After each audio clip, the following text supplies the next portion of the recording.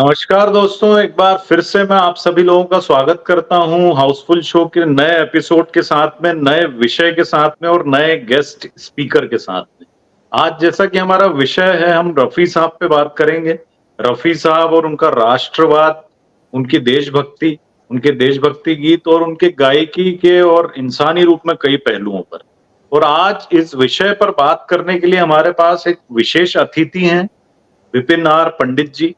पंडित जी दुनिया के सबसे बड़े एडवर्टाइजिंग क्लब एड क्लब के चीफ ऑपरेटिंग ऑफिसर हैं पिछले 27 वर्षों से और हजार शोज आप एज ए कॉम्पियर कर चुके हैं। तो बेहतरीन कॉम्पियर भी हैं जिसमें भारत रत्न भीमसेन जोशी जी का भी एक शो है। और सचिन तेंदुलकर पे भी आपने कुछ बहुत अच्छा आर्टिकल लिखा जिसमें सचिन तेंदुलकर ने स्वयं पंडित जी से मिलकर के उन्हें बधाई दी। और लिंक्डइन में पंडित जी को 100 जो सबसे टॉप मोस्ट सीईओ हैं उनमें शुमार पंडित जी का है और एडवर्टाइजिंग की दुनिया में इनका बहुत नाम है। तो विपिन पंडित जी का मैं बहुत स्वागत करता हूं। और रफ़ी साहब के आप बहुत बड़े फैन हैं। रफ़ी साहब की इनकी भक्ति ने ही इन्हें प्रेरित किया और एक संस्था है कुमार जिसका इन्होंने स्थापना की। लगभग 19 वर्ष हो चुके हैं और देश के अलग-अलग कोनों में इन्होंने संगीत निशाओं का आयोजन किया है जिसमें लगभग 30 नवागत गायकों को इन्होंने स्टेज दिया है, मंच प्रदान किया है और उनके करियर में नई उड़ान मिली उनको। तो पंडित जी बहुआयामी व्यक्तित्व के धनी हैं और हमारा ये सौभाग्य है कि आज हमारे बीच हैं वो। और रफ़ी साहब से संबंधित कुछ प्रश्न आज हम पंडित जी से करेंगे। तो आपका बहुत स्वागत करता हूँ पंडित जी मैं। और आपने हमारा निवेदन स्वीकारा और आप आज आए। Nitin, thank you very much. मैं बहुत खुश हूँ जिस तरह से आपने तरक्की की है और आपके जो शोज चल रहे हैं, आप अलग अलग लोग बड़े लोगों को बुला रहे हो गेस्ट के हैसियत से और अच्छा चल रहा है, अच्छा रिस्पांस मिल रहा है, मुझे खुशी हो रही है। और सबसे बड़ी बात यह है कि आज मैं सारे दर्शकों को भी संगीत भरा और खुमार भरा प्रणाम करता हूँ और उनको एक हैप्पी इंडिपेंडेंस डे विश करने जा रहा हूँ। आज भारत का स्वतंत्रता दिवस है 15 अगस्त, तो सभी दर्शकों को बहुत शुभकामनाएं। और पंडित जी मेरा सबसे पहला प्रश्न रफ़ी साहब से संबंधित देशभक्ति पे ही है। रफ़ी साहब ने भारतवर्ष के फिल्म जगत में सबसे ज्यादा देशभक्ति गीत गाए जो कि 150 से भी अधिक हैं।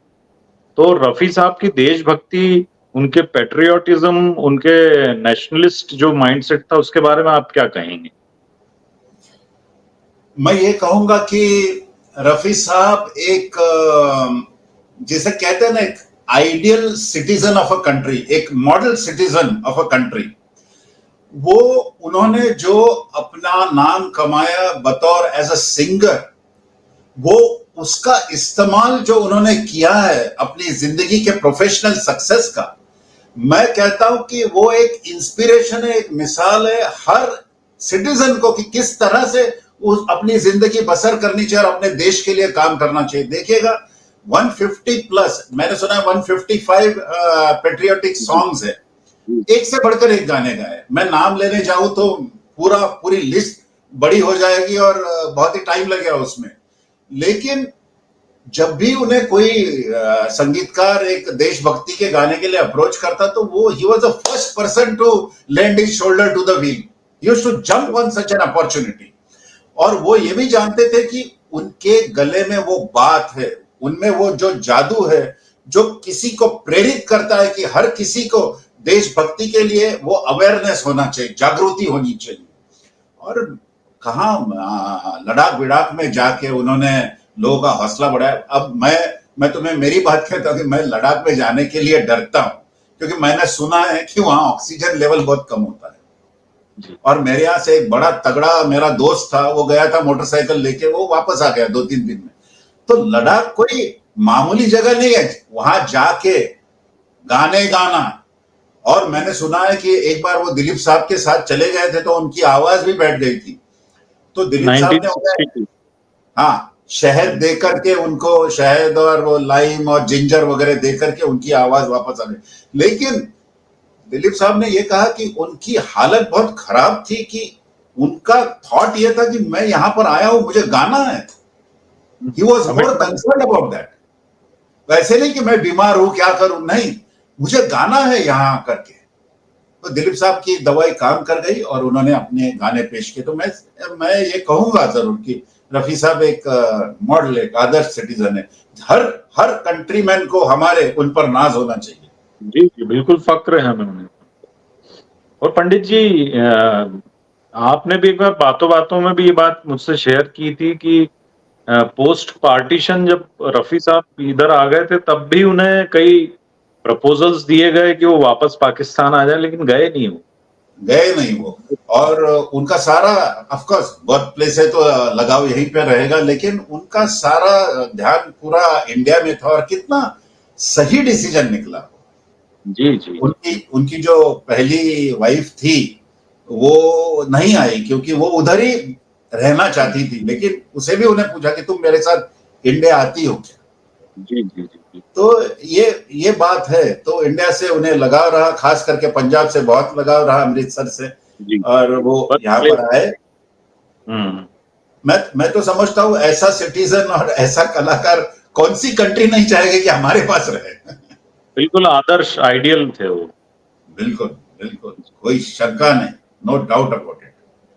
जी, पंडित जी बहुत अच्छी बात बताई आपने उनके पैट्रियोटिज्म के बारे में। As being a citizen of India, उनके जो कर्तव्यों का निर्वहन उन्होंने किया फौजी भाइयों के लिए, वो सरहद पे गए और वहां पे एक्सट्रीम कोल्डर कंडीशंस में उन्होंने गाया, जबकि गला बैठ गया था उनका। तो ये बहुत कमिटमेंट मांगता है, बहुत इसमें स्पिरिट चाहिए। पंडित जी, मैं दूसरा प्रश्न आपसे ये जानना मैं चाहूंगा, आपके दृष्टिकोण से, आपके पॉइंट ऑफ व्यू से, रफी साहब को एज ए पर्सन और एज ए कलाकार आप कैसे परिभाषित करेंगे? मैं सबसे पहले बात करूंगा रफी साहब एज अ कलाकार। जी। क्योंकि क्या है कि रफी साहब की पहली पहचान जो है ना, वो उनके वो कला कलाकार। से। बिल्कुल। तो मैं एग्रीड। एज अ कलाकार, एज अ सिंगर बात करूंगा कि मेरी नजर में रफी साहब जैसा प्लेबैक सिंगर न केवल इंडिया तो छोड़ो, बल्कि सारे यूनिवर्स में मैंने नहीं सुना है। बिल्कुल मैंने एग्रीड। मैंने तकरीबन सारे कलाकारों को सुना है। हर किसी की एक ना एक स्ट्रेंथ है, इसकी ये स्ट्रेंथ है, इसकी ये स्ट्रेंथ है। लेकिन जो सारे कलाकारों को अपने आप में समेट कर जो एक इंसान लाता है, if you want to see all the good qualities of every singer in one man, it is Mohammed Rafi. और आवाज का थ्रो, आवाज में मिठास, ये पहला पैरामीटर हो गया, आवाज। लेकिन आवाज के साथ साथ फीलिंग्स, पावर ऑफ एक्सप्रेशन, मुर्की हरकत आपकी। और सबसे बड़ी बात रफी साहब की ये थी, एक्सप्रेशन तो था, एक्सप्रेशन एंड फीलिंग में रफी साहब को कोई टच नहीं कर सकता है। अनमैच्ड। लेकिन अनमैच्ड। अनमैच्ड। लेकिन सबसे बड़ी बात यह थी ना, सारे गाने में वो तीन चार अल्फाज ऐसे चुन लेते थे कि जहां उसको हाईलाइट करना है। बिल्कुल बिल्कुल सही।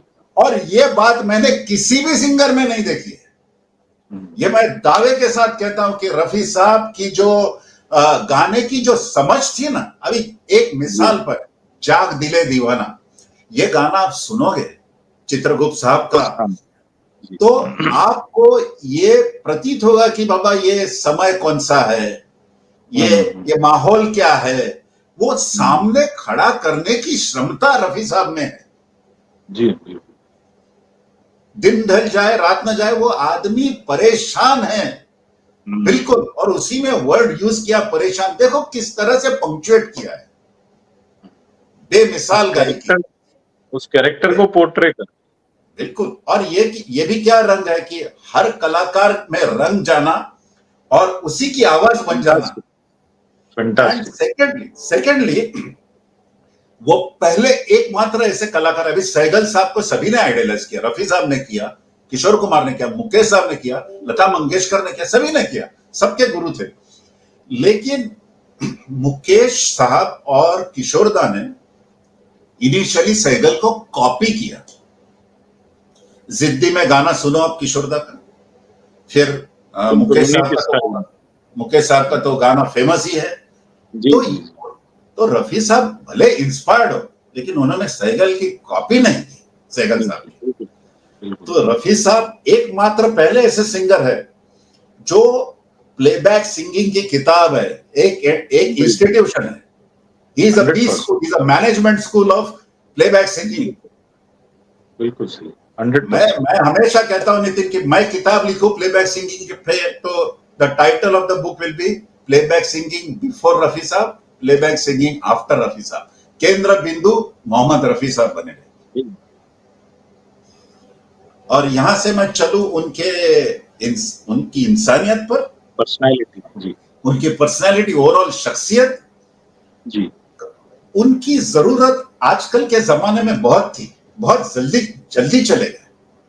जी जी आजकल के जमाने में पहले इंसान के मन में आता है मैं पैसे शॉर्ट टाइम में कैसे कमाऊं, मैं कैसा बड़ा बन जाऊं, उसमें चाहे फिर वो तौर तरीका इधर उधर हो जाए, लेकिन ऐसे समय पर रफी साहब अगर होते तो लोग सोचते कि ये इंसान ये युग में भी एक फरिश्ता बन के जी रहा है, तो जी हमें इनसे कुछ सीखना चाहिए। जी कभी कभी नया म्यूजिक डायरेक्टर आया तो ये नहीं पूछा कितना पैसा दोगे, वो बेचारा बोलता था मेरे पास बजट नहीं, तो कहते गाना क्या है बताओ। कितनी कमिटमेंट, कितना समर्पण है संगीत की ओर। बिल्कुल बिल्कुल एग्रीड 100%। परसों मैं लता मंगेशकर का आर्टिकल पढ़ रहा था टाइम्स ऑफ इंडिया में, और जी लता मंगेशकर ने कहा कि जो हम सभी लोग समर्पित थे, मैं, किशोरदा, मुकेश साहब, तलत महमूद, हेमंत दा, मन्ना डे साहब, सभी, लेकिन जी जो समर्पण रफी साहब का था, वो लेवल और वो स्तर अलग है। वो दैट्स कमिटमेंट, वो पैशन, सब कुछ अलग है। और ये भी देखो, रफी साहब को एज अ सिंगर इस हैसियत से भी देखना चाहिए। लोग बहुत बार कहते हैं कि ये ट्रेंड सिंगर है, ये अनट्रेंड सिंगर है, लेकिन मैं ये कहता हूं कि कभी आपने ये सोचा कि वो बचपन में अपने माँ बाप सभी को छोड़ करके, घर छोड़ करके चला है बच्चा, अपने भाई के दोस्त के साथ, हमीद भाई के साथ, और अमेजिंग। कभी कभी खाना मिला, कभी खाना नहीं मिला, कभी पानी मिला नहीं मिला, न कपड़े पहनने के लिए ठिकाना है, हाँ 4 बजे सुबह रिहर्सल करने को जाने का चौपाटी पे, क्योंकि हाँ वो भिंडी रूम बाजार इतनी से छोटी थी। भिंडी बाजार से चौपाटी। सोचो आप, चौपाटी पे रियाज करना, ये सुरैया ने देखा, घर पे बुलाया और घर पे जगह दी रियाज करने की। ये क्या स्ट्रगल है उस आदमी का, और क्या समर्पण, क्या कमिटमेंट है। और ये रियाज कभी रफी साहब ने छोड़ा नहीं। जी he was a very very serious organised artist. और मुझे ये पसंद है कि मैं जिसके साथ काम करूं वो आदमी अच्छा हो, वो कलाकार भी बड़ा मेथोडिकल, ऑर्गेनाइज्ड और पंक्चुअल हो। जी जी बिल्कुल सही कहा आपने। और मैंने ये भी सुना है कई बार ऐसा भी हो कि रफी साहब की कोई रिकॉर्डिंग, उन्हें किसी के साथ कमिटमेंट रहता था और अगर उनका स्वास्थ्य भी खराब है तो रफी साहब अपने कमिटमेंट को पूरा करते थे और वो रिकॉर्डिंग कैसे भी पूरे प्रयास के साथ में पूरा करने की कोशिश पूरी रहती थी। तो ये एक कला के रूप में कमिटमेंट तो है, लेकिन एक इंसानी कद भी उनका कितना बड़ा था ये भी दर्शाता है। और पैसे के लिए तो कभी काम ही नहीं किया उन्होंने। कई लोगों के पैसे लौटा दिए उन्होंने। उन्हें पता लगा कि कंपोज़र के पास पैसे नहीं है, प्रोड्यूसर के पास पैसे नहीं है, तो फ्री में गाना गा दिया। तो ये मेरे ख़्याल से ऐसा तो कोई कर नहीं पाया है फ़िल्म जाने क्या इंडस्ट्री। ढूंढते ही रहती हैं आंखें, उसमें वो बीमार थे, 102 का टेम्परेचर था, वही, और वही। धर्म के लिए गाया, बढ़िया गाना गाया। और ये भी गाना है तुम्हारा, याद न जाए बीते दिनों की, सारा स्टूडियो जी, स्ट्राइक पे था, बट रफी जी। साहब आ रहे इसलिए उन्होंने काम भी किया लोगों ने। Hmm, this despite the fact that they were on strike. तो ये जी, रफी साहब का रुतबा है, ये रफी साहब की जी, पोजीशन है, हैसियत। जी, जी। बिल्कुल, आपने बहुत अच्छी बातें बताई। मेरा अगला प्रश्न है कि आपके नज़रिए से रफ़ी साहब का भारतीय फ़िल्म संगीत में क्या योगदान है? मैं कहूंगा कि रफी साहब को आप इस संगीत की दुनिया से निकाल दो, जी, खालीपन और अधूरापन महसूस होगा आपको। बिल्कुल। दूसरे महान सिंगर है, मैं सारे लेजेंड्स को प्रणाम करता हूं, किशोरदा, हेमंत दा, मुकेश साहब, तलत महमूद, महेंद्र कपूर साहब, मन्ना डे। मन्ना डे साहब, सारे महारथी है, बड़े गजब के आर्टिस्ट है। लेकिन मैं ये कहूंगा कि जैसे मैंने कहा ना कि रफी साहब एक वेल राउंडेड पर्सनालिटी है। वो एक ऐसे ऑलराउंडर है कि जहां कहीं भी आप अटक जाते हो, प्रोड्यूसर, डायरेक्टर, म्यूजिक डायरेक्टर, आपको याद रफी साहब की आएगी। बिल्कुल। और वो और एक हुआ ही भी, ऐसे, हाँ, हुआ हुआ भी भी ऐसा। कई दफा ऐसा हुआ। और वो एकमात्र ऐसे सिंगर है ना कि जिनमें आप ऐसा नहीं कह सकते कि यार रफी साहब ये नहीं गा सकते, या रफी साहब ये गाने के लिए सूटेड नहीं है, ये बराबर नहीं गाएंगे। अभी राजेश खन्ना की आवाज किशोर कुमार है। मैं मानता हूं वो जिस तरह से शम्मी कपूर और रफी साहब का रसायन बैठ गया, जिस तरह से मुकेश साहब और राज कपूर का, लेकिन आप देखो कि जो गाने रफी साहब ने राजेश खन्ना के लिए गाए, अमिताभ के लिए गाए, या देवानंद के लिए 110 या कितने गाने गाए हैं। देवानंद का तो पूरा black and white foundation Rafi साहब है, जो कि किशोर कुमार देवानंद के लिए गाते थे, लेकिन ज्यादा प्रोलिफिक थे रफी साहब। He was very prolific in that time. तो ये सब रफी साहब गा रहे हैं ना, तो ऐसा आपको महसूस भी नहीं होता है कि उनकी आवाज उस एक्टर से मैच नहीं हो रही। कितना बड़ा टैलेंट है। Agreed, agreed, 100%। राजेश खन्ना के गाने देखो, महबूब की मेहंदी देखो, दो रास्ते देखो, द ट्रेन देखो, क्या मैच किया है वॉइस को। I salute Mohammed Rafi. मोहम्मद रफी जैसा कोई प्लेबैक सिंगर दुनिया में मैंने न सुना है, न मैंने कभी देखा है। आपने काफी कुछ उत्तर मेरे अगले प्रश्न का दे दिया है, लेकिन मैं वर्सिटैलिटी के बारे में भी आपने भी बताया कि कैरेक्टर के हिसाब से कैसे रफी साहब उसको इम्बाइब करते थे और डिलीवर करते थे। एक और जो पॉइंट मैं चाहूंगा कि आप उस पे कुछ बोलें, कुछ बताएं हमें, वो ये है, आज मतलब उनके समकालीन भी कुछ सिंगर्स हैं, फीमेल सिंगर्स, जिन्होंने ये बात उठाई थी और इनडायरेक्टली कहा था कि रफी साहब जो है वो इम्प्रोवाइजेशन नहीं करते, जिससे मैं तो एटलीस्ट पूरी तरह से असहमत असहमत हूँ। आपका क्या नजरिया है, ये मैं जानना चाहूंगा, और बताएं सभी दर्शकों को। देखो नितिन, मेरा व्यू तुमसे जरा भी जुदा नहीं है। मैं आपसे सहमत हूं। और रफी साहब की वर्सेटिलिटी जो है ना, और इम्प्रोवाइजेशन की जब बात करते हैं लोग, तो पहले तो इम्प्रोवाइजेशन का पहला स्टेप यह हो गया कि वो आवाज को मैच कर रहे हैं। ये सबसे बड़ा इम्प्रोवाइजेशन है। ये इम्प्रोवाइजेशन है सबसे बड़ा। बिल्कुल। दूसरी बात, ये जुल्फ अगर खुल के बिखर जाए तो अच्छा। वो अच्छा वर्ड कितनी बार, ये इम्प्रोवाइजेशन नहीं है। जी, हर बार तीसरी अलग बात तरीके से। जी। तीसरी बात, ये जो लोग हैं जो कह रहे हैं, खास करके आपने जिक्र किया है कोई फीमेल सिंगर जो आए दिन बात करते रहते, मैं बेहतर हूं, मैं इम्प्रोवाइज करती हूं। इम्प्रोवाइजेशन का मतलब ये नहीं है कि आप लोगों को दिखावा करो इम्प्रोवाइजेशन का। Sorry, improvisation is equivalent to effortlessness. बिल्कुल, बिल्कुल, agreed, 100%। And Mohammed Rafi was a effortless singer. कभी देखा है कि मोहम्मद रफी आड़े टेढ़े चेहरे करके गा रहे हैं? कैसी मुस्कान चेहरे पे, कितना एतमाद, कितना भरोसा अपने आप के फन पर, क्या गा रहे हैं इत्मीनान के साथ। लता मंगेशकर ने अभी परसों में इंटरव्यू देखा तो उनमें बहुत इत्मीनान था। और ये हरकत और मुर्कियां लेने की आदत उनमें पहले से थी, यानी वो स्किल थी उनके पास, नेचुरल। बिल्कुल, बिल्कुल, बिल्कुल, 100%। कुछ लोगों को है ना बहुत ज्यादा एफर्ट करके इम्प्रोवाइज करना पड़ता है, फिर वो चिल्लाते हैं बाहर की, अरे मैंने ऐसे किया, ये किया। रफी साहब कभी नहीं कहेंगे।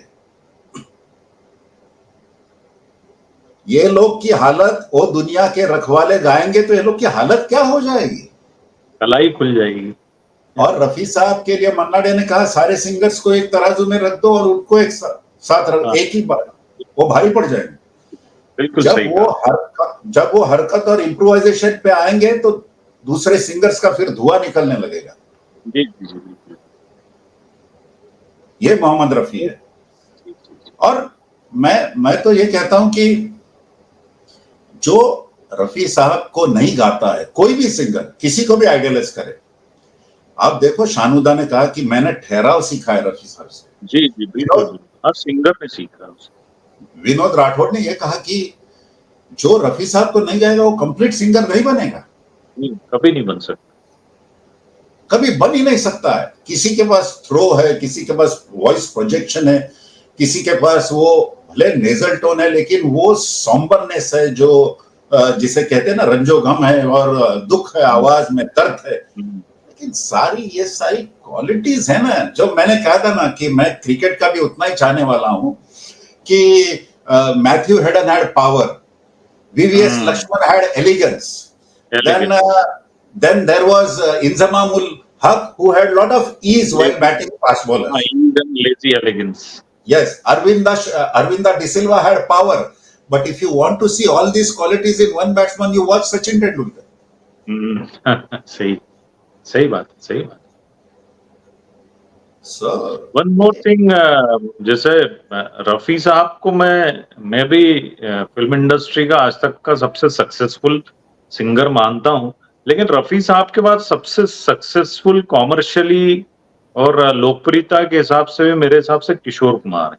पर किशोर कुमार खुद ये बोलते थे कि मैं कोई भी गीत 1 या 2 या 3 तरीके से गा सकता हूं, रफी साहब 100 तरीकों से गा सकते हैं।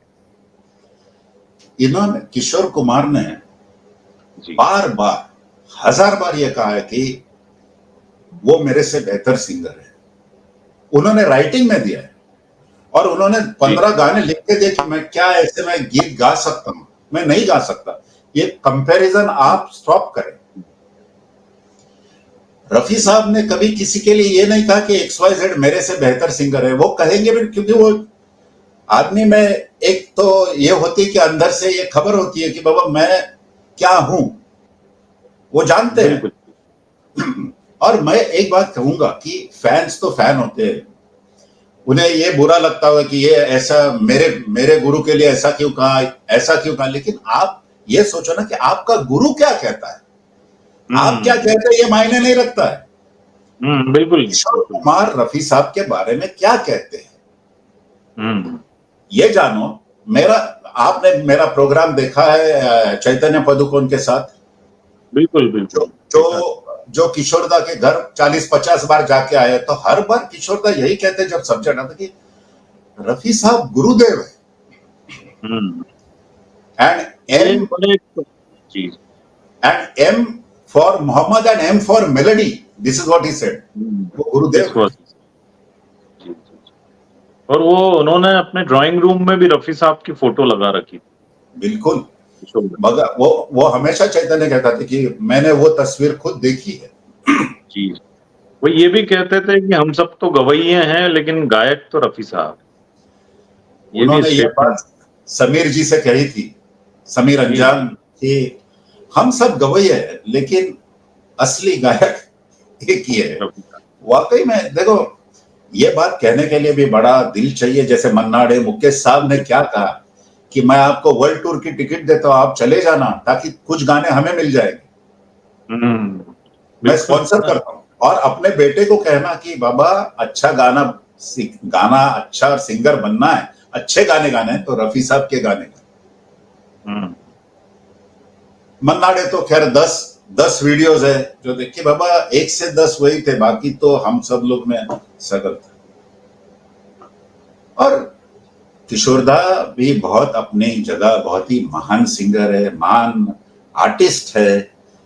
सब कुछ कर सकते थे, वो क्या नहीं कर सकते थे। एक अजब विभूति भगवान ने पैदा की थी। बिल्कुल, लेकिन बात जब सिंगिंग की आएगी ना, तो मैं जितनी समझ मेरी है और जितनी समझ बहुत लोगों की है जो कहते हैं कि बाबा, खुद किशोरदा कहते हैं, तो बाकी क्या फिर बाकी क्या है। पंडित जी, मैं थोड़ा सा आपसे ये भी जानना चाहूंगा, रफी साहब का जो एक फिलैंथ्रोपिक जो नेचर था और उनकी जो स्पिरिचुअलिटी थी, उसके विषय में कुछ बताएं आप हमें और हमारे दर्शकों। मुझे ये सब्जेक्ट बड़ा डियर है, क्योंकि आप ही की तरह मैं भी स्पिरिचुअल हूँ। और मैं ये कहूंगा कि देखो, रफी साहब है ना, रफी साहब का स्तर एक नॉर्मल इंसान से बहुत ऊपर है। एक होते हैं भगवान, कोई इंसान भगवान नहीं होता। भगवान की सबसे बड़ी बात यह है कि ही इज वेरी यूनिक। तो भगवान के बाद एक दूसरा इंसान आता है जिसमें भगवान पावर्स देता है, जिसमें भगवान भगवान का वो लाडला होता है, उसे कुछ एक्स्ट्रा देता है, और एक नॉर्मल ह्यूमन बीइंग आता है तीसरा इज फेवरेट चाइल्ड। तो रफी साहब वैसे थे। देखो आप, वो सुबह जल्दी ब्रह्म मुहूर्त पर वो रियाज करना और लोगों को देना, फिलैंथ्रोपी जिसे कहते हैं आप, वेरी सोशली अवेयर, लोगों को दान करना, किडनी की मशीन्स लाना अपनी पेमेंट में से, किसी लिफ्टमैन को पूरे वो जो लिफाफा मिला था गाने के लिए, उनकी जो फीस थी, रेम्यूनरेशन, सारा दे दिया। पैसा देते समय कभी गिना नहीं, भगवान ने मुझे दिया, मैंने नहीं गिना, तो दूसरों को देते समय मैं क्यों गिनूं, ये उनका आर्ग्यूमेंट था। और जैसे मैंने कहा ना कि कोई भी गरीब हो सके, गाना क्या है बता, ही वाज अ फकीर। आपने मेरे चैनल पे शांतनु मोहित्रा का इंटरव्यू सुना, उन्होंने कहा कि उन्हें बहुत बड़ी बात कही कि अगर वो नंबर 1 सिंगर नहीं होते तो भी उनमें कोई फर्क नहीं पड़ता, वो सूफी संत ही रहते। उनको परवाह नहीं थी मेरा नंबर कौन सा है, मेरा नंबर 1 है, नंबर 2 है, number, he was above that, he has passed that, and that is the reason। जब वो गए, वो भी पाक महीने में गए, इतनी बारिश थी, लोग तो कह रहे थे कि बाबा भगवान भी रो रहे थे। वो डॉक्टर ने जिसके पास उन्हें ले गए, वो कहता कि बाबा मेरी जान ले ले, बट इस फरिश्ते की जान बचा दे। क्या वो जनाजा जो लोगों ने देखा बंबई में, ऐसा कोई भी आदमी नहीं था, ऐसी कोई भी औरत, ऐसा कोई बच्चा नहीं था जो घर पे रहा, बालकनी में, टेरेस में, सड़क पर। ऐसा जनाजा मैंने कभी आज तक कभी देखा नहीं। जो रफी साहब को प्यार, जो इज़हार अफसोस रफी साहब पे जताया लोगों ने, लाजवाब बस।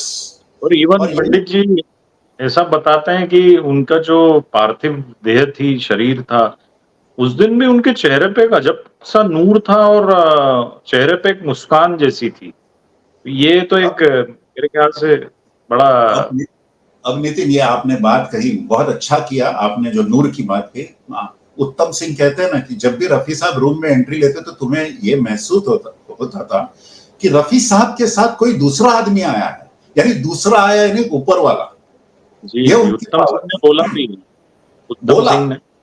और मनोज कुमार को सत्य साई बाबा ने कहा कि मेरे आश्रम में आप रफी साहब को ला। मनोज कुमार ले गए थे रफी साहब को, और सत्य साई बाबा ने उन्हें रिक्वेस्ट की कि एक भजन गाओ। तो मुतमईन होकर जब रफी साहब गा रहे थे तो सत्य साई बाबा ने कहा कि मनोज, इनके चारों ओर भगवान का ऑरा है जो मैं देख सकता हूं, तुम नहीं देख सकते हो। लेकिन ये इसलिए है क्योंकि ये एक प्योर आत्मा है, and he is the voice of God. बिल्कुल, ये सच्चाई है।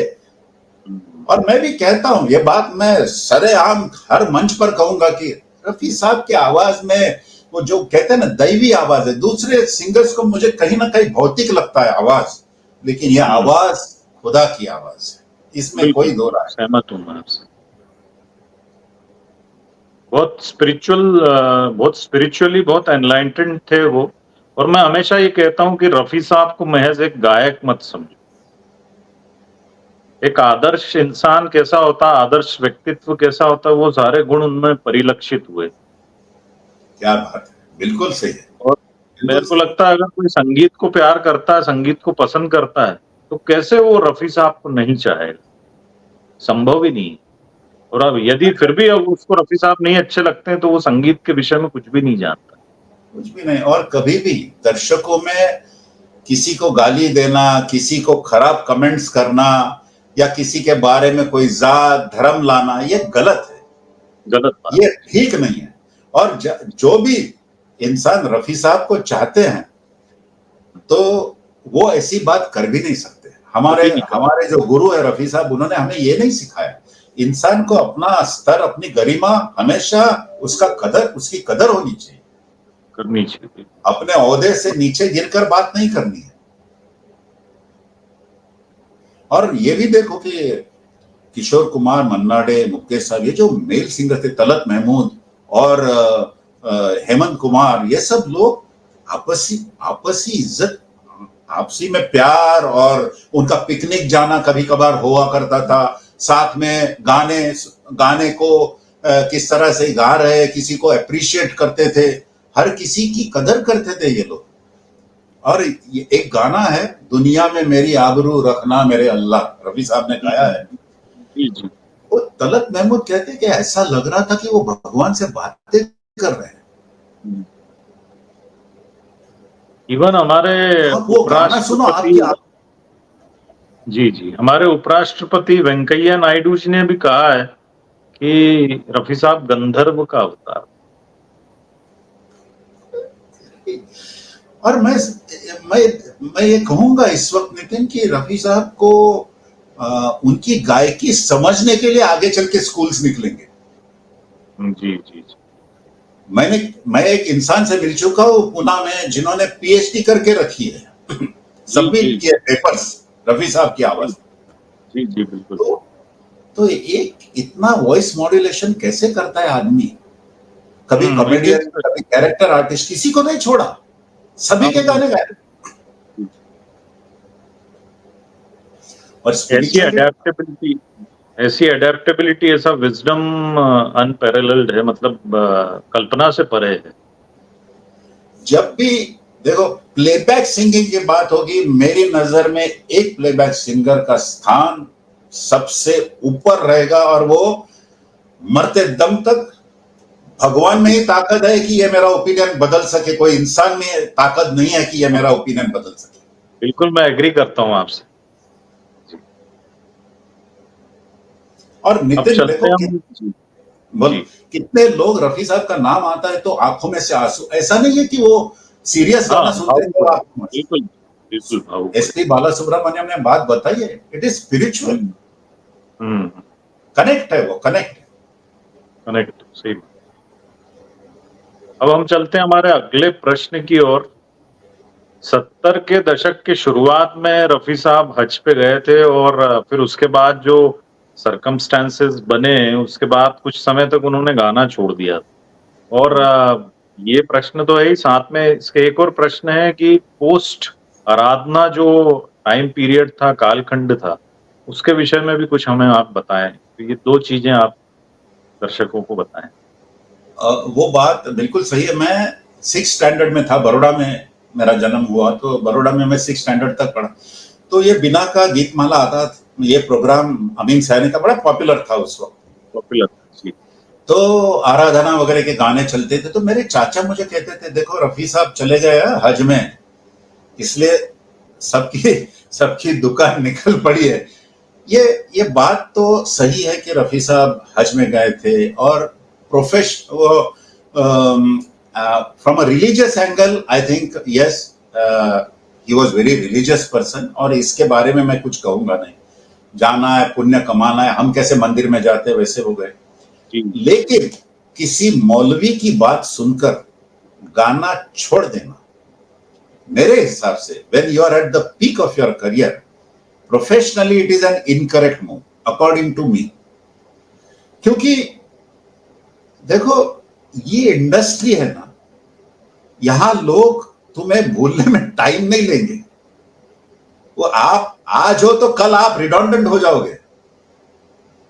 तो रफी साहब के लिए खैर उनकी जो शख्सियत थी, इसलिए लोगों ने, मनमोहन देसाई थे, राज खोसला थे, हमारे नासिर हुसैन साहब थे, लक्ष्मीकांत प्यारेलाल थे, बहुत लोगों ने उनको प्यार किया, प्यार दिया, और उन्होंने इतनी इज्जत कमाई थी। लेकिन होता यह है कि फिर किशोर कुमार आए, और मैं ये कहूंगा कि किशोर कुमार, आर डी बर्मन, गुलजार, आनंद बख्श, ये लोगों ने भी तो बेहतरीन काम किया, बेहतरीन काम। जी, ये भी है कि किशोर कुमार का उस वक्त उदय हुआ, ये भी संगीत के लिए तो अच्छी ही बात है, अच्छी बात।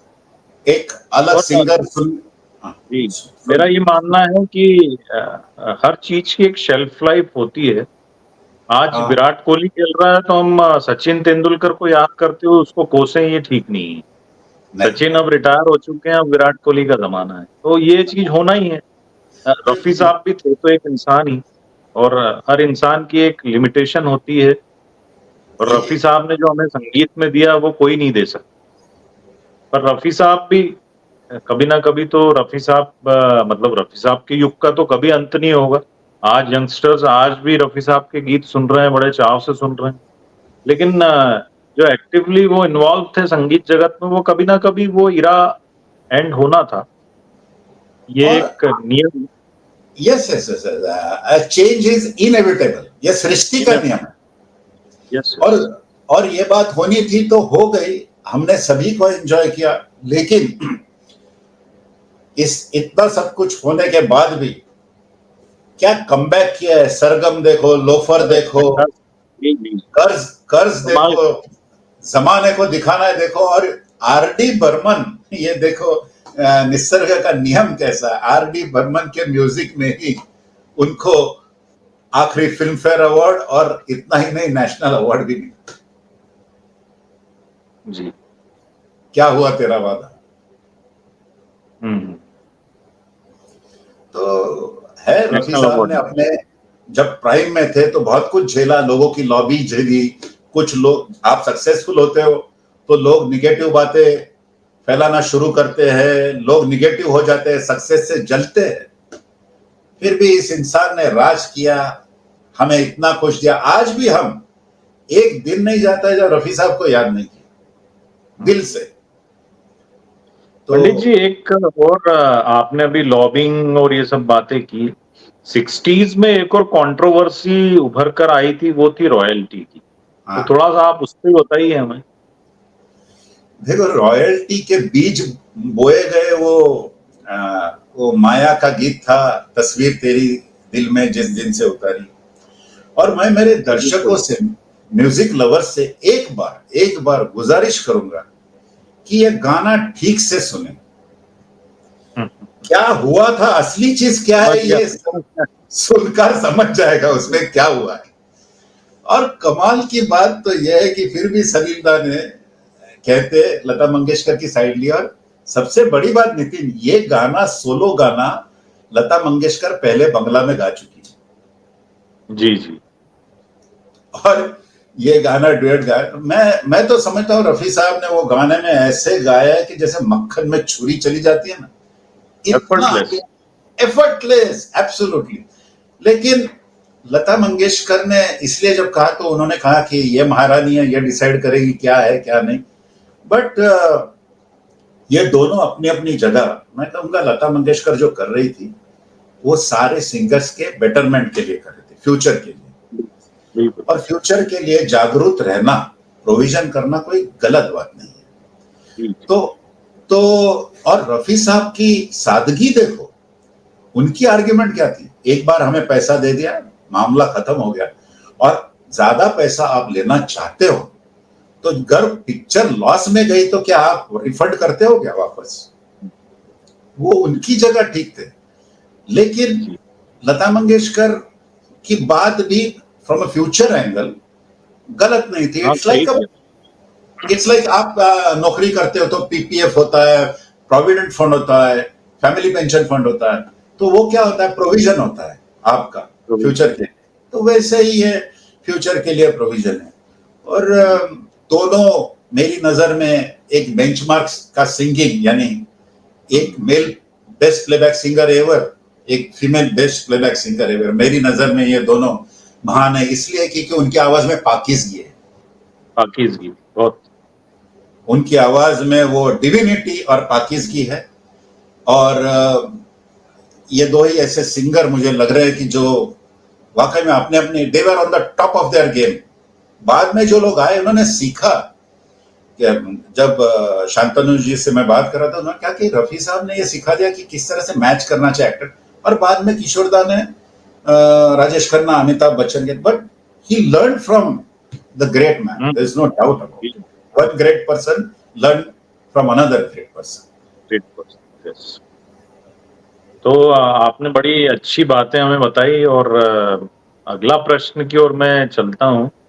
अब चूँकि आप भी जानते हैं कि ये सेंटेनरी ईयर है रफ़ी साहब का, जन्म शताब्दी है, 100वाँ बर्थडे उनका 24 दिसंबर को आएगा। तो आप एक बहुत बड़े शहदाई हैं रफ़ी साहब के, और इतनी बड़ी संस्था आपने स्थापित की कुमार नाम से, जिसमें बहुत बढ़िया सांगीतिक आयोजन होते हैं। तो इसको लेकर के आपके क्या अभी प्लानिंग्स हैं, क्या योजनाएँ हैं? ये हम जानना चाहेंगे। करेक्ट नितिन, हम सभी लोग के लिए और विशेषता रफी साहब के तो लिए है, लेकिन संगीत प्रेमियों के लिए 100 साल एक लैंडमार्क है, सेंटेनरी ईयर है। मैंने सोचा कि उनका चाहने वाला हूं, उनका भक्त हूं, तो मेरी ओर से कुछ अच्छा कंट्रीब्यूशन होना चाहिए, भगवान करे उनके उसके आशीर्वाद से। तो मैंने सेलिब्रिटी टॉक किया है, ये ऑनलाइन एक सीरीज शुरू की है, आपने देखी है। उसमें सभी देख हाँ, पद्मश्री पिनाज मसानी, पद्मश्री अनूप जलोटा, पद्मश्री ये हमारी अनुराधा पौडवाल जी, पद्मश्री प्रसून जोशी और बाद में शांतनु मोहित्रा, ये सीरीज ये हो गए। आने वाले कल में करने वाला हूँ और सेलिब्रिटीज। लेकिन 21 सितंबर सैटरडे 21 सितंबर at 4 PM in Bombay at saint Andrew's auditorium Bandra, मैं रफी साहब को एक शो डेडिकेट कर रहा हूँ। रफी साहब ओह दैट्स और ग्रेट। हाँ, I mean everything about Mohammed Rafi. मैं प्लान कर रहा हूँ उसका प्रेजेंटेशन अलग हो, not like a normal show, जरा स्टैंड आउट प्रेजेंटेशन हो, अलग करो दुनिया से। मेरे से बेहतर करने वाले भी बहुत है, मैं ये नहीं कहूंगा कि मैं ही बेहतर हूं, बट अलग करने की कोशिश करूंगा। और हर कोई अपने अपने प्रयत्न में जुटा हुआ है, कर रहा है हर कोई, और वो काबिल तारीफ है। तो ये 4 बजे इसलिए रखा है कि बाबा मोहम्मद रफी को कोई 2-3 घंटे में तो कवर नहीं कर सकता। मैंने वाह, हाँ? वास्ट सब्जेक्ट है बहुत। महासागर है, ओशन है। तो 3 सिंगर बंबई के हैं, बाकी 5 अलग अलग कंट्री से, because my show Kumar is a pan India show. एक इंडिया के सारे टैलेंट को एक अच्छे मंच पर, बट टैलेंट होना चाहिए, अच्छी क्वालिटी होना चाहिए। ऐसे नहीं कि बाबा कोई भी आया मैं ऑडिशन देता और गा लेता हूँ। ये कराओके सिंगिंग ने सिंगिंग को एक्चुअली खराब कर दिया है। हर किसी को ये लगने लगा है कि मैं बहुत ही गजब का सिंगर हूँ। वो स्टूडियो में जाए, लाइव म्यूजिक के साथ रिकॉर्ड करे या स्टेज पे गाना गाए, तब पता चलता है। तो ये 5 सिंगर्स है, लखनऊ, भोपाल, अहमदाबाद, पुणे, नासिक, यहाँ से सिंगर्स है। और ये मेगा शो है 7+1 8 सिंगर्स का। कुमार की खोज लखनऊ का एक सिंगर है, उसे लॉन्च कर रहा हूँ। और सबसे बड़ी बात, आज नितिन तुम्हारे शो पे हूं तो कहना चाहूंगा मैं कि I am instituting a Mohammed Rafi award. Oh वाह, that's great. that will be given to a playback singer, lyricist और a music director। मैंने प्लेबैक सिंगर आइडेंटिफाई कर लिया और फॉर्चुनेटली उनके घर से हाँ आई है। I couldn't have thought of a better person than Mahendra Kapoor ji, late Mahendra Kapoor. क्या बात है, वो तो तो रफ़ी साहब के एकमात्र शिष्य थे वो। शेदाई थे रफी साहब के। तो वैसे बाद में बहुत आए, मुन्ना अजीज, शबीर कुमार, सोनू, जावेद अली, सारे तो शेदाई है। लेकिन हाँ, लेकिन महेंद्र शिष्य ये खास करके वो गंडा बंधा के वाकई में जी, जो परंपरा हो, उन्होंने उनसे ट्रेनिंग ली। जी, जी। बिल्कुल। तो मैं ये कर रहा हूँ और उनके बेटे ने हाँ कही है मुझे, वो आने वाले हैं। और इससे ज्यादा खुशी क्या होगी कि मैं महेंद्र कपूर साहब को याद करके उनके नाम का, उनके गुरु के नाम का अवार्ड उनके घर में रहेगा। मेरे लिए ये बहुत बड़ी बात है। जी, वो भी अपने आप में बहुत बड़े लीजेंड। बहुत बड़े और रफ़ी साहब को देखकर ही बने हैं लीजेंड वो भी। बिल्कुल बिल्कुल, बहुत बड़े लेजेंड है, बहुत बड़े लेजेंड। तो आपके ये जो प्रोग्राम है उसके लिए हम अग्रिम शुभकामनाएं आपको प्रेषित करते हैं, और हम आशा करते हैं कि प्रोग्राम में हम भी वहाँ फिजिकली वहाँ पे प्रेजेंट रहेंगे आपके इस प्रोग्राम में। नितिन, आप तो और आने ही वाले हो, आपने मुझे वादा जी, किया है कि आप आने वाले हो। जी, जी, और ये पहला प्रोग्राम नहीं होगा जो आप देखोगे, आपने देख चुके कुमार। जी, जी, जी। तो बड़ा अच्छा लगता है ये क्योंकि पर आप ये प्रोग्राम इसलिए विशेष रहेगा कि आमतौर पे आपके कार्यक्रम जो होते हैं वो एक पर्टिकुलर सिंगर पर आधारित नहीं होते हैं। पर बिल्कुल इस बार चूंकि रफ़ी साहब का सेंटेनरी ईयर है, तो आपने ये डेडिकेट किया है रफ़ी साहब को। ये बिल्कुल। स्पेशल होने वाला है बिल्कुल 100%। और वाकई में तुमने सही कहा। मैं भले रफी साहब का शहदाई हूँ, रफी साहब का हार्डकोर भक्त हूँ, लेकिन मैंने किशोर दा, मुकेश साहब, मन्नाडे साहब, हेमंत दा, तलत महमूद, महेंद्र कपूर, सभी के साथ जस्टिस करने की हमेशा मेरे प्रोग्राम में कोशिश की है। मैंने कभी एक सिंगर को लेकर के आपके टीम के सिंगर्स भी बहुत अच्छे मजे हुए हैं, बड़े अच्छे कलाकार हैं सभी। उनमें से एक तो हमारे मध्य प्रदेश के ही हैं, प्रसन्न राव जी। मेरे ख्याल से आज देश में जो चंद रफी साहब को सबसे अच्छे निभाने वाले सिंगर्स हैं, उनमें से एक प्रसन्न भैया है। और प्रसन्न भैया को सुनना हमेशा एक ट्रीट होता है। सही कहा, सहमत हूँ 100%। अभी प्रसन्न भैया ने आज ही फेसबुक पे कुछ स्क्रीनशॉट शेयर किए, उसमें कुछ लोग उनको एब्यूज कर रहे थे। और एब्यूज क्यों कर रहे थे कि आप लिपसिंग कर रहे हो, रफी साहब के गाने की नकल कर रहे हो जबकि खुद गा रहे हो। तो अब इसको कॉम्प्लीमेंट समझे या क्या समझे? उन्होंने बड़े हंस के शेयर किए हैं। कई लोग, मतलब उसमें कई लोग हैं, वो बोल रहे हैं आप बेवकूफ बना रहे हो जनता को, आप लिप सिंक कर रहे हो, आप खुद नहीं गा रहे, जबकि प्रसन्न भैया खुद गा रहे हैं और इतना बेहतरीन गाते हैं वो। और प्रसन्न राव ऐसा इंसान है जो ऐसी सब हाँ, चीजें कभी करेगा ही नहीं। ही is a fantastic person. He is a brilliant human being, he is a music teacher. और यस यस। रफी साहब को आपने जो डिस्क्राइब किया, जिस तरह से वो गाते हैं, बिल्कुल सही, बिल्कुल परफेक्ट डिस्क्रिप्शन आपने दी। बढ़िया, लाजवाब। तो पंडित जी, आपका बहुत बहुत धन्यवाद, आज आप आए और आपने बहुत सारी रोचक जानकारियां हम सभी लोगों के साथ शेयर की। तो आपको इसके लिए बहुत धन्यवाद। भविष्य में भी आपको हम आमंत्रित करते रहेंगे। और नितिन, सबसे मेरा मेरा सभी दर्शकों को प्रणाम and a big thanks to you. मैं ये जरूर कहना चाहूंगा कि I loved every bit of being a part of this programme of yours. ये आपकी ग्रेटनेस है, बड़प्पन है आपका। प्लेजर। और आपके प्रोग्राम के लिए भी बहुत आपको शुभकामनाएं। सभी दर्शकों को बहुत नमस्कार। Thank you. आप सभी दर्शक, आप भी आना कुमार में। Thank you.